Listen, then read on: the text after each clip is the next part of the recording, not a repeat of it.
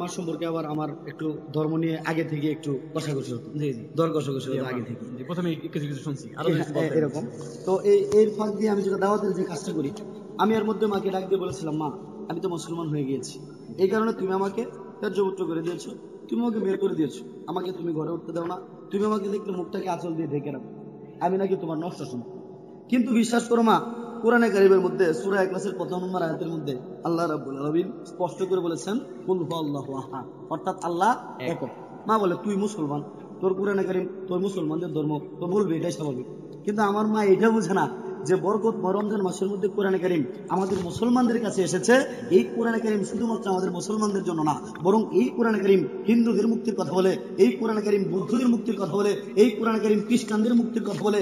গোটা পৃথিবীর যেখানে একটা মানুষ আছে, প্রত্যেকটা মানুষের মুক্তির কথা এই মহাগ্রন্থ আল কোরআন বলে, ঠিক কিনা ভাই? যখন এই কথা মাকে বোঝাতে পারলাম না, মাকে তখন বললাম, আচ্ছা মা, যদি তামাম বিশ্ব ব্রহ্মাণ্ডের সৃষ্টিকর্তা ভিন্ন ভিন্ন হতো, তাহলে তোমার আমার মধ্যে পার্থক্য থাকতো না? হিন্দুদের নাকটা আল্লাহ রাব্বুল আলামিন মুখের উপরে দিয়েছে, তাহলে যদি আমাদের মুসলমানদের নাকটা যেরকম মুখের উপরে, তোমাদের হিন্দুদের সৃষ্টিকর্তা যদি আলাদা হতো, তাহলে তারা সকলে মিলে নাকটাকে তো বগলের নিচে দিতে পারে নাই, কিংবা খ্রিস্টানরাও পিছন দিয়ে দিতে পারে নাই, বৌদ্ধরাও পারে নাই। তার মানে বুঝতে হবে, তোমার এই নাক, আমার নাক, তোমার অঙ্গ প্রত্যঙ্গ যা কিছু আছে সবগুলোর স্রষ্টা এক সত্তা, সৃষ্টিকর্তা কখনো ভিন্ন হতে পারে। আমি মাকে যখন বোঝাতে লাগলাম, মা বলে আমি বিশ্বাস করি না। তখন মাকে বললাম, মা আমরা মুসলমান, আমরা যদি কোরআন হাদিস না মানি, তাহলে আমরা মুসলমান যেরকম মুসলমান থাকবো না, অনুরূপ ভাবে কোন হিন্দু ভাই যদি সে তার ধর্মগ্রন্থ না মানে, তাহলে তাকে কি হিন্দু বলা যাবে? না, যাবে না। বিষয়টাতে এটাই। মাকে বললাম, মা দেখো, তোমার কট উপনিষদের 2 নম্বর অধ্যায়ের 1 নম্বর মঞ্চের 11 নম্বর শ্লোকের মধ্যে স্পষ্ট করে বলা, একং ব্রহ্ম দ্বিতীয়ং নাস্তি নেত্তা নাস্তি কিঞ্চন, অর্থাৎ মালিক একজন, দ্বিতীয় কোনো মালিক নাই, নাই নাই নাই কিঞ্চিত পরিমাণও নাই। এই কথা লেখা, এটা হিন্দু ধর্মে লেখা আছে, স্পষ্ট করে লেখা। তখন বলতে হ্যাঁ ঠিকই তো আছে, আমরা তো মানি। বললাম তাহলে বলো তোমাদের সৃষ্টিকর্তার নাম বলো। আমার মা তখন একটি যায় বড় বড়, যখন বিভিন্ন বয়ানের মধ্যে আমি বড় বড় ব্রাহ্মণ পণ্ডিতদেরকে ডাক দিই, বলি হ্যাঁ ভাই বলেন, এই মন্ত্রের সাথে সামঞ্জস্য রেখে আপনি একজন সৃষ্টিকর্তার আপনাকে নাম বলতে হবে। আমাদের মুসলমানদের জিজ্ঞেস করেন, যে কোনো দেশে আপনি যান, যে কোনো বয়সের হোক, সে আওয়ামী লীগ কিংবা বিএনপি করুক, সে সুন্দর কিংবা কালো হোক, মোটা কিংবা চিকন হোক, প্রত্যেকটা মুসলমানকে ডাক দিয়ে জিজ্ঞেস করেন, তোমার রবের নাম কি, তোমার সৃষ্টিকর্তার নাম কি, তোমার মালিকের নাম কি, তোমার প্রভুর নাম কি? প্রত্যেকটা মুসলমান বলবে, আমার সৃষ্টিকর্তার নাম, আমার রবের নাম, আমার মালিকের নাম, আমার প্রভুর নাম হচ্ছে আল্লাহ। এখন হিন্দুদেরকে যদি আপনি জিজ্ঞেস করেন, ভাই তোমার একজন সৃষ্টিকর্তার নাম বলো, তখন টেনশনে কেন পড়বে? আমি চিন্তা করি, ভাই যদি কোনো হিন্দু ভাই বলে তার সৃষ্টিকর্তার নাম ব্রহ্মা, তাহলে বিষ্ণু রাগ করতে পারে। যদি বলে সৃষ্টিকর্তার নাম বিষ্ণু, তাহলে মহেশ্বরকে দোষ করে।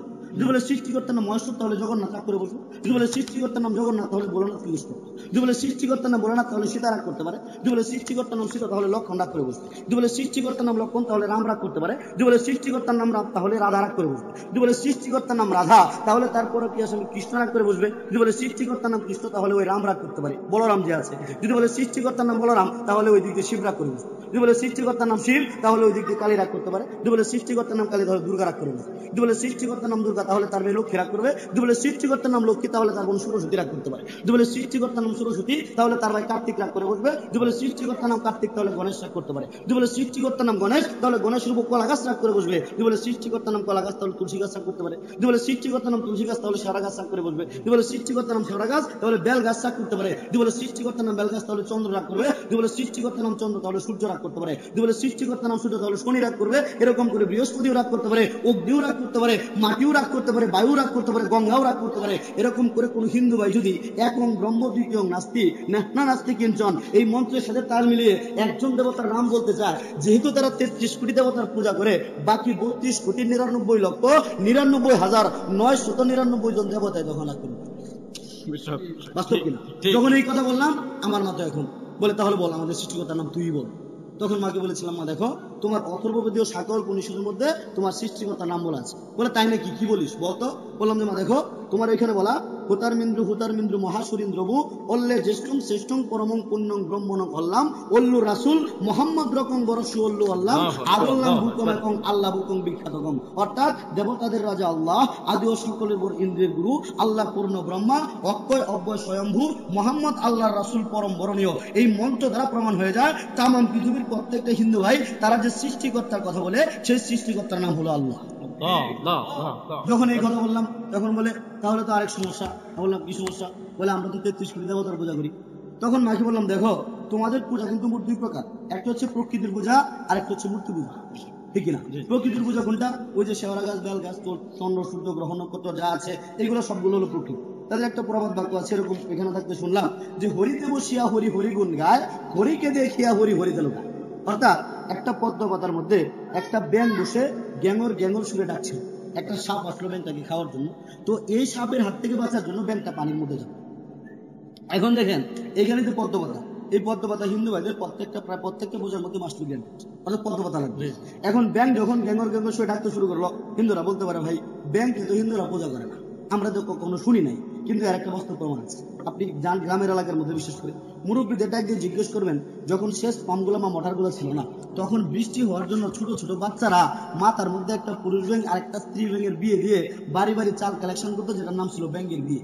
এটা সম্পূর্ণ হিন্দুদের ব্যাঙ পূজা, আমি ওইখান থেকে জেনে এসেছি। কিন্তু আফসোসের বিষয় হচ্ছে নামধারী মুসলমানদের দ্বারা সেটা পালন করা হতো। এখন যখন এই পদ্ম পাতার মধ্যে ব্যাঙ বসলো, সাপ আসলো তাকে খাওয়ার জন্য, এখন সাপ হলো তাদের মনস্বরী, বিধায় সাপ তাদের হরি। এখন সাপের হাত থেকে বাঁচার জন্য যখন ব্যাংকটা পানির মধ্যে ঝাঁপ দিল, পানি হলো তাদের মা গঙ্গা। বিধায় হরিতে বসিয়া হরি হরি গুণ গায়, হরিকে দেখিয়া হরি হরি যেন গায়। এখানে সবাই তাদের হরি, বিধায় তারা এখানে, এটা হলো প্রকৃতির পূজার বিষয়টা বললাম। আরেক কিছু মূর্তি পূজা, অর্থাৎ নিজেরা হাতে তৈরি করে যে মূর্তি বানায়, সেই মূর্তি হচ্ছে আরেকটা পূজা। আমি বললাম দেখো, আমি যে কাঠের চেয়ারের মধ্যে বসি, এই কাঠের চেয়ারটা কে বানায়? বলে কাঠমিস্ত্রি বানায়। আচ্ছা, এখন কাঠমিস্ত্রি একটা চেয়ার বানানোর পর যদি এই চেয়ারকে এসে প্রণাম দেওয়া শুরু করে, এখানে যদি দান ধুরবা দেয়, এখানে যদি ফুল দেয়, প্রসাদ দেয়, দিয়ে যদি বলে ও বাবা চেয়ার, তোমাকে কষ্ট করে আমি অষ্টম তিথিতে বানালাম, তুমি আমাকে আজকে আমাকে সন্তান দাও, তুমি আমাকে সুস্থ করে দাও, তুমি আমাকে সম্পত্তি দাও, তুমি আমার মেয়ের বিয়ের ব্যবস্থা করে দাও, যদি এই কথা কোনো কাঠমিস্ত্রি একটা চেয়ারকে এসে বলে, স্বাভাবিক দৃষ্টিতে থেকে কি বলা হবে? পাগল, ব্রেনের সমস্যা, ঠিক কিনা? তখন মাকে বললাম, তাহলে আমাকে যে মূর্তির পূজা করার জন্য বলছো, সেই মূর্তিকে কে বানায়? বললাম আমরাই তো বানাই। তাহলে আমরা যদি বানাই, যে মূর্তিকে আমি তৈরি করলাম, সেই মূর্তির সৃষ্টিকর্তা তো আমি। মূর্তির যদি ক্ষমতা থাকে, কৃতজ্ঞতা বোধ থাকে, মূর্তিকে গিয়ে বলো আমাকে পূজা করার জন্য, আমি মূর্তির পূজা করি।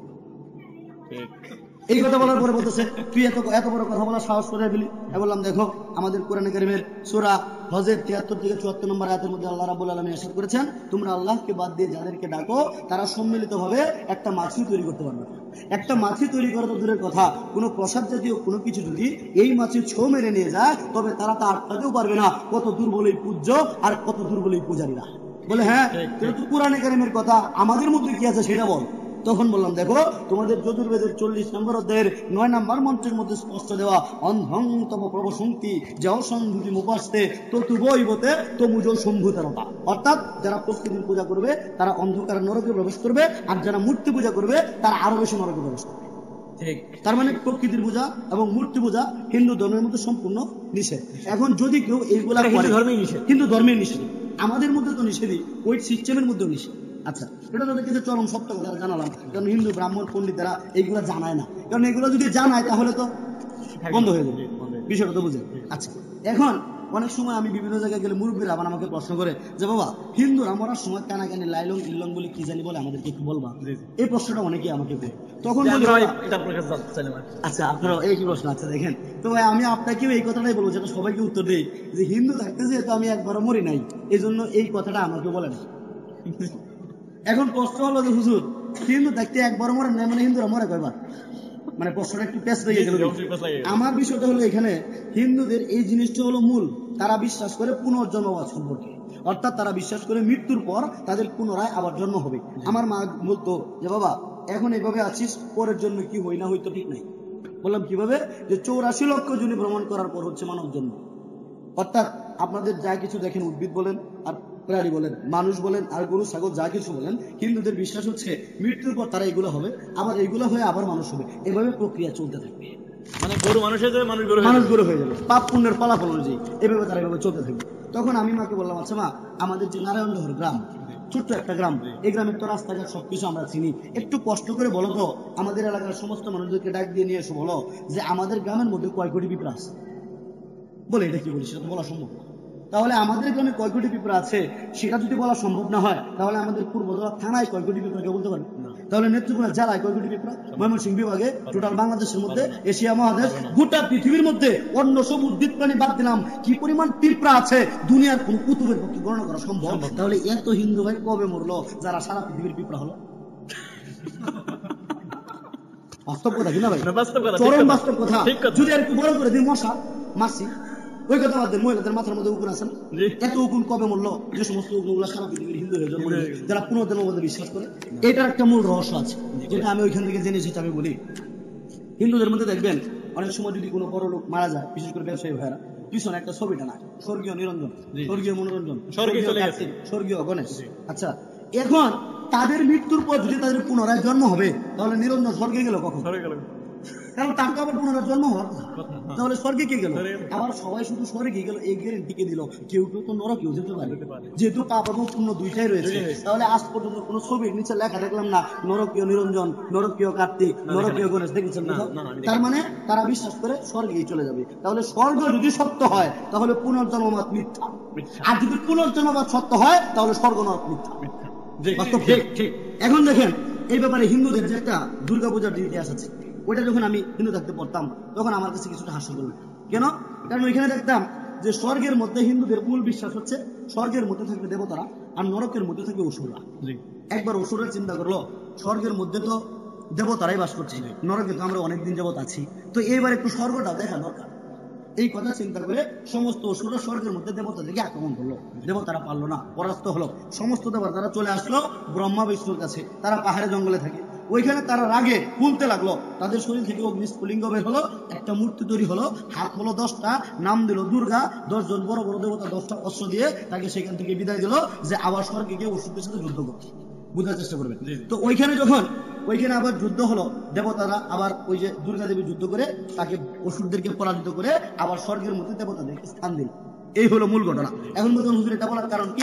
এটা বলার কারণ মাকসাদ হচ্ছে 3টা। 1 নাম্বার কথা হলো তাদের মধ্যে স্বর্গের মধ্যে কারা থাকবে? দেবতা। আর নরকের মধ্যে কারা থাকবে? অসুররা। এখন কোন হিন্দু মারা যাওয়ার পর যদি স্বর্গে যেতে চায় তাহলে স্বর্গে তো তার জায়গা নাই, কারণ দেবতারা বলবে হাউসফুল, আমরা সবাই আছি, তাহলে তোমাদের জায়গা কোথায়? বাস্তব কিনা? এখন যদি তারা নরকে যেতে চায় তখন অসুররা বলবে তোমাদের দেবতাদের সাথে কম যুদ্ধ হয় নাই, নরকের মধ্যে আসি কষ্ট করে, তোমাদের এখানে আসা দরকার, যাও। তার মানে হিন্দু মরার পর স্বর্গেও যেতে পারবে না, আবার নরকেও যেতে পারবে না, দুইটাই কি আটকা। আবার পুনর্জন্মবাদ জিনিসটা যদি সামান্যতম কারো, অনেক শিক্ষিত হিন্দু ভাইরা আছে, আমি তাদেরকে বলবো বিষয়টা নিয়ে রিসার্চ করার জন্য, যে পুনর্জন্মবাদ একটা বিষয়, এটা তো বাস্তব হতেই পারে না। এই যে একটা মশা মাছি, এইগুলোর কথা চিন্তা করেন। আমাদের যখন এই দেশটা স্বাধীন হয়েছিল, আমরা জানি দেশের মধ্যে জনসংখ্যা ছিল 7 কোটি বা 7.5 কোটি, এখন বর্তমানে মতান্তরে প্রায় 20 কোটির মতো হয়ে গিয়েছে। তাহলে 7 কোটি মানুষ পরে 7 কোটি হওয়ার কথা, 7 কোটি মনে যে 20 কোটি হলো, বাকি 13 কোটি করতে গেছে। এক জায়গায় যখন বয়ান করলাম, প্রশ্ন করলাম যে ভাই বাকি 13 কোটি কোথেকে আসছে, আপনারা বলতে পারেন? বলে বাকিগুলো ঢাকা থেকে আসছে। একজন ওই যে মোহনগঞ্জের এলাকার হাওড়া এলাকা, ওইদিকে বলতেছে যে বাকিগুলো হাওড়ার ট্রেনে আসছে। বাস্তব কিনা? কিন্তু যদি পুনর্জন্মবাদ সত্য হতো তাহলে পৃথিবীর যে পরিসংখ্যান ছিল, যে পরিমাণ মানুষ ছিল, সারা জীবন এই পরিমাণ মানুষ থাকতো, কখনো বাড়তো না, কখনো কমতো না, যদি পুনর্জন্মবাদ সত্য হতো। তার মানে স্বর্গ নরক মিথ্যা, আবার পুনর্জন্মবাদও মিথ্যা। তাহলে হিন্দু ভাইরা করবেটা কি? এই ব্যাপারে তাদের উত্তরায়ণ বেদের মধ্যে স্পষ্ট করে বলা, লা ইলাহা হরতি পাপম ইল্লা ইলহা পরম পদম জন্ম বৈকুণ্ঠ অপরিণতি তোয়াজপি নাম মুহাম্মদম। অর্থাৎ আল্লাহর আশ্রয় ব্যতীত প্রকৃত কোনো আশ্রয় নাই। আল্লাহর আশ্রয় হচ্ছে প্রকৃত আশ্রয় বৈকুণ্ঠে, অর্থাৎ স্বর্গে জন্ম লাভ করতে হলে আল্লাহর আশ্রয়কে গ্রহণ করতে হবে। আর এই জন্য হযরত মুহাম্মদ সাল্লাল্লাহু আলাইহি ওয়াসাল্লামকে মানতে হবে। এটা হিন্দু ধর্মে লেখা, এটা হিন্দু ধর্মে লেখা। আর হুজুর পাক সাল্লাল্লাহু আলাইহি ওয়াসাল্লাম বলে গিয়েছেন, মুসলিম শরীফের হাদিস, হে লোক সকল, তোমরা বলো লা ইলাহা ইল্লাল্লাহ। দুনিয়ার গোটা পৃথিবীর মানুষকে আমি দীপ্ত কণ্ঠে ঘোষণা দিতে চাই, আগামী কালকে পূর্ব গগনে সূর্য উঠবে কিনা সেই ব্যাপারে সন্দেহ থাকতে পারে, কিন্তু হুজুর পাক সাল্লাল্লাহু আলাইহি ওয়াসাল্লাম যে কথা বলে গিয়েছেন সেই কথার মধ্যে কোনো প্রকার সন্দেহ নাই, কোনো প্রকার সংশয় নাই, কোনো প্রকার সন্দেহ থাকতে পারে না। বিধায় হিন্দুদের ধর্মের নাম হচ্ছে ইসলাম।